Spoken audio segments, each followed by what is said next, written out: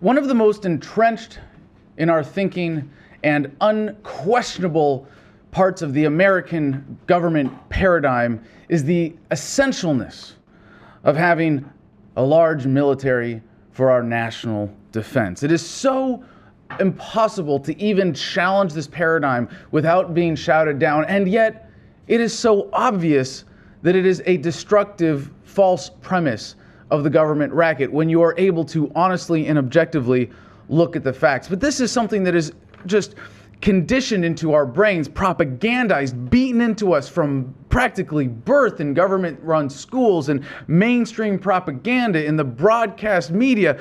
It is implicit in everything that a politician will tell you, whether if they're a Democrat or Republican. Well, we put the safety of the American citizens first, which isn't even true for those who are well-intentioned, because they know better and they understand this racket for what it is.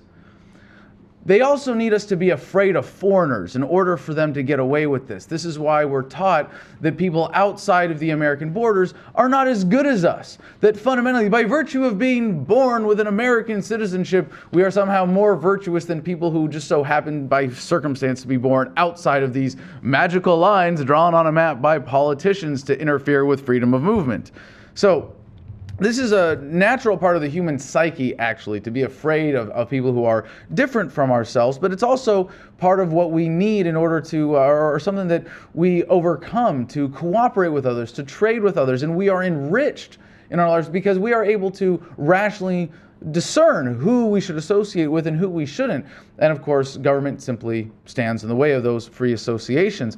But this is part of a long-held psychological concept called downward social comparison theory. And that is that as human beings, when we are insufficient in our own minds, when we need to bolster our egos, we often look at social groups, out groups, and we compare ourselves to them. We compare them as downward from us, downward social comparison theory, in order to boost our own egos and get a sense of who we are as individuals.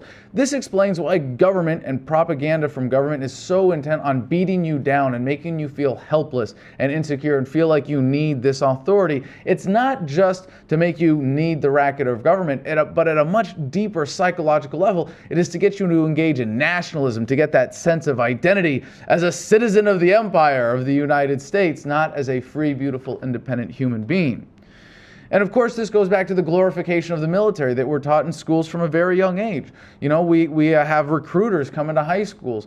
We have medals awarded to heroes and everything that's used to describe the troops or the vets as heroes. But let's use some honest language for a second and say what they are, if only for the sake of understanding properly the reality, which is that you are a trained killer and a paid killer when you put on that uniform and say, I am going to kill whoever the politicians tell me to do.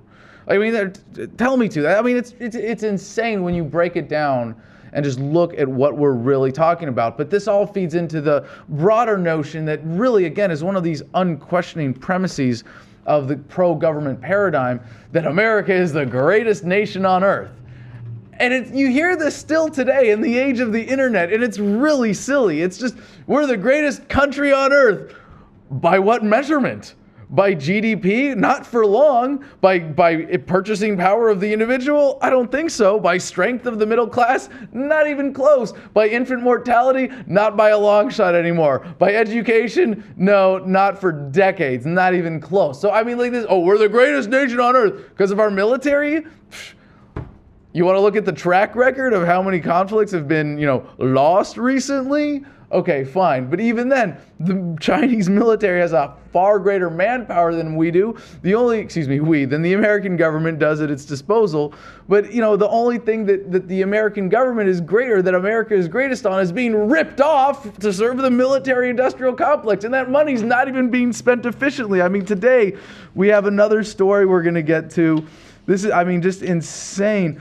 Report Pentagon to destroy $1 billion in ammunition. And that's like such a drop in the bucket in the inefficiency of the American military machine. That's what we're number one in. Number one in having big government. Number one in being ripped off in the name of the defense racket. And that's why I want to address this issue today, because it is so important to making America a freer country, to releasing us from to liberate us. Yes, America needs to be liberated from this government, from this racket. And it should just really, if you think about what is defense, it is preservation of your rights, of your freedom. And if you're forcing something on somebody, you're not respecting their freedom. Good ideas don't require force, and yet the military is funded by taxation. That is the theft of your money. And now it's, you have to wonder, what exactly are they protecting us from anyways? And if you think it's terrorism, sorry, but you're 8 times more likely to be killed by a cop than by a terrorist. And if anything, government promotes terrorism, even if you believe that whatever small threat it represents is not even just organized by false flag and whatever other entrapment schemes we've actually seen completely revealed in the news from government. But in blowback, yeah, imagine having a military that goes around the world taking over other countries and oppressing people the same way, it's pissing us off here. Maybe when it's the military doing it in other countries, it's pissing them off more. But aside from that, the people still fall back on this argument, well, we have to have a military to protect us from foreign invasion. Okay, hold on a second.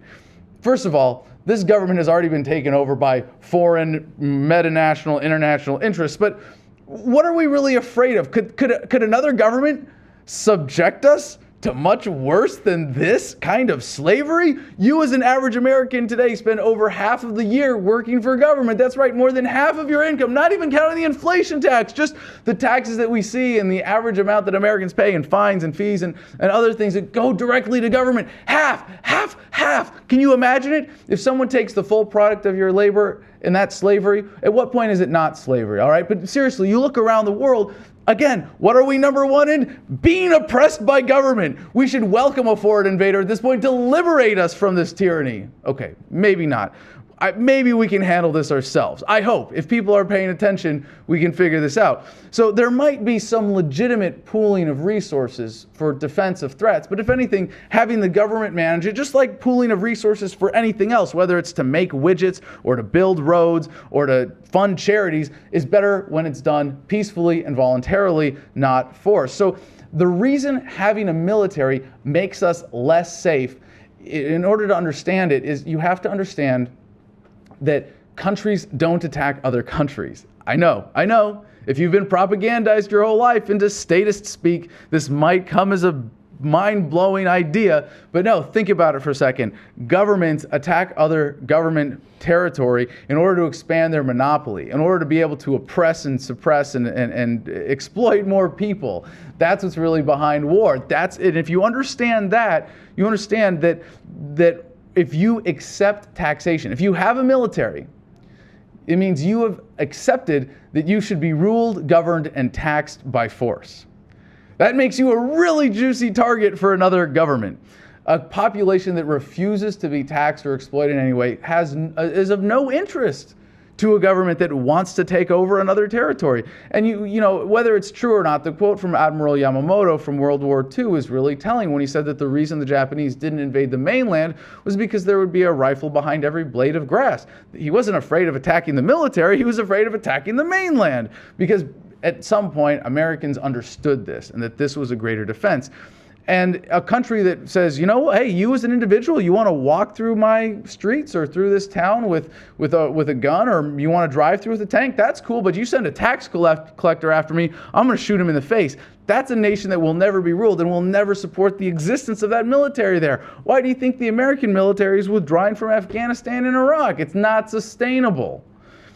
So Pakistan and Afghanistan, I'll be the first to tell you that the freedom they've asserted is the freedom to be in many ways backwards and anti-freedom, but they certainly represent a proof of this concept that when you refuse to submit to a central authority, there's no incentive for a government to take you over, because the exploitation that results is extremely inefficient unless you're America or the American government and all of the people behind it, and you get money from spending money wastefully, and all you're looking for is an excuse to do that. And if you get to protect some poppy fields and move some oil around, that's a nice side benefit. That's the only point at which it becomes really beneficial to attack a country like that.